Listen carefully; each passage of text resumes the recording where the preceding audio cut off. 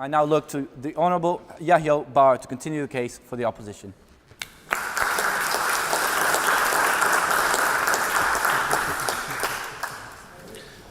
Thank you.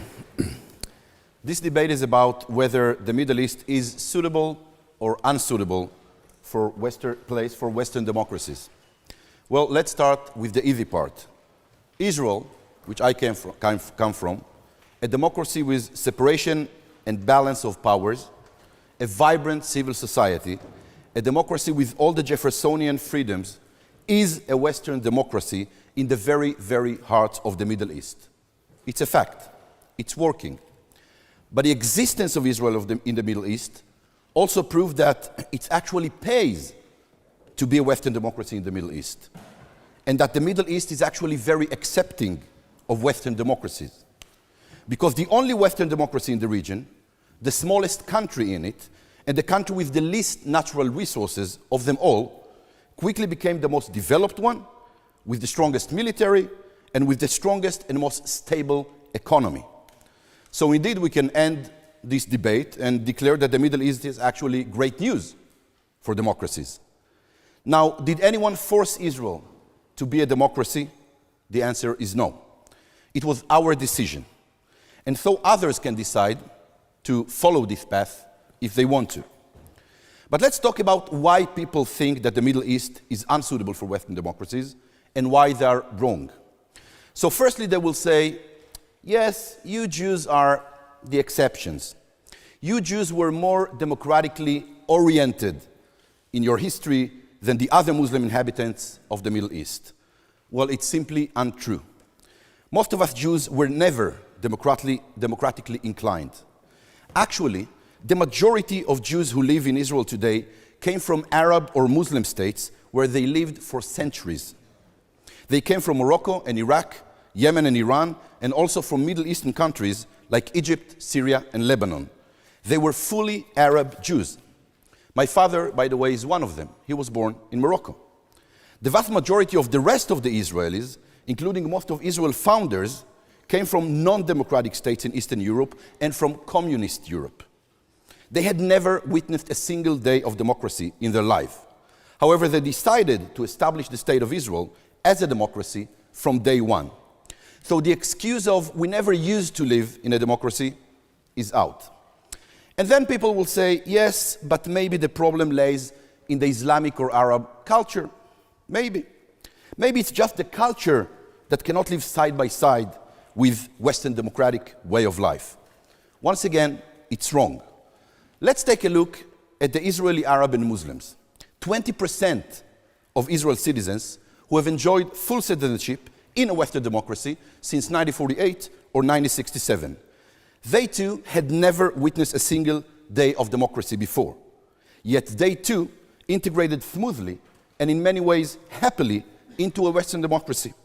The Israeli Muslim Arab population has experienced deep and real democratization and participate actively in our democracy. From day one and until today, there were many Arab and Muslim members of parliament who were elected democratically. The Israeli Arabs and Muslims lead their towns and municipalities in a fully democratic way, Western style. Not now. As the Deputy Speaker of the Knesset, of the Israeli Parliament, I can tell you that the Israeli Muslims and Arabs today are true part in Israel's vibrant democracy, despite of the cultural differences we have from each other, which proves that if a Western democracy is offered to Arab and Muslims in the Middle East, they are adopting it while fully keeping their culture. So it's not really about culture. But then people will say, okay, maybe simply it's about the will.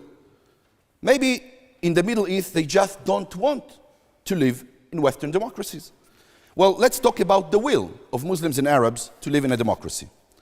So firstly, if you will ask those Israeli Arab and Muslims if they really want to live in a less democratic society, or if they really want to live to another place, a less democratic country in the Middle East, I hardly believe you will even find one that does. But leave the Israeli Arab aside. Let's talk about the Arab Spring. Let's talk about those protests around the Middle East in the last few years. Those protesters were actually calling for more democracy. They were calling for a better economy, wider opportunities, and for more individual rights. And these kind of rights, as you know, you can get only under Western democracy. But you know what? Let's leave also the Arab Spring aside. Let's talk about the millions of Muslims and Arabs in the Middle East who chose to leave their states and live elsewhere. Let's look at the millions of refugees who left nations in troubles. Or let's take a look even on those millions who just simply and peacefully immigrated from the Middle East to other countries. Where did they head to? They almost always immigrated to Western democracy. I'm sorry. They were headed to London and Paris, to Copenhagen and Stockholm, almost never to Beirut, Baghdad, Tehran, or Damascus. They knew what they wanted. So there is a will, and actually sometimes a very, very strong will, of many Muslims to live in a Western democracy. And finally, people will say, you know what? Maybe it's about religion. Maybe Islam is just less friendly to the ideas of Western democracy than Judaism, Christianity, or, I don't know, Buddhism, for example. Again, wrong. Why? Because first, you just cannot argue that the Muslim and Arabs that lives in Israel, or those who chose to immigrate to other democracies, are in any way less Muslims or less Arabs than others, because they are not. Actually, many, many of them are very, very religious. Secondly, Israel and other states prove that there is no need to fully separate religion from state in order to live in Western democracy. Your queen, after all, is the head of the Anglican Church, is she not? Israel and others prove that even if you have a huge commitment and respect to your religion, even if you want your Torah, Halacha, the New Testimony, or Sharia to be deeply reflected and rooted in your day-to-day life, in your legislative bodies, and in your culture, you can still do it in a Western democracy. Actually, in some fields in Israel, religious law even have a monopoly. My friends, religion and democracy can live together side by side, even with Islam. States like Kazakhstan, Azerbaijan, Malaysia, Indonesia, Bosnia, Herzegovina, Tunisia, Albania, and more are Muslim states, or states with vast majority of Muslims, that practice in many ways as democracies. Sometimes not perfectly, but who's perfect? Tunisia, by the way, already stands out. Sheikh Ghannouchi may be setting the stage not only for democratic Islam in Tunisia, but rather across the Arab Middle East. Just last month, and quite consistently, Iraq and Lebanon held relatively free and fair democratic elections. Iraq and Lebanon. In the future, other Arab Muslim states may follow this path. In fact, even in Morocco, Algeria, even in the Gulf and Saudi Arabia, are slowly making reforms, which shows that the region and its people have a desire in adopting true Western democracy, or at least Western democratic principles. It will not happen tomorrow, but it's a process and it's a trend. You cannot deny it. So it's not about your nature or habits or culture, and even not about your religion. It's about making a decision to live in a way that empowers the individual role in the society. It's a matter of granting more natural rights to people.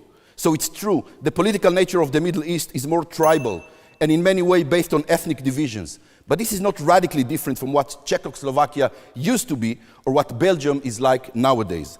Should we force anyone to be a Western democracy in the Middle East? No. But to assume for a second that a Western model of democracy cannot work in the Middle East? Hell no. Because we have no doubt about it and we proved it. Whether your God is Allah or Hashem, whether you follow the path of Jesus, Moses, or Muhammad, Jeffersonian freedoms are universal and desirable by all mankind. It's a fact. Western democracies are indeed suitable for the Middle East. The proof, as you say, is in the pudding. Thank you very much.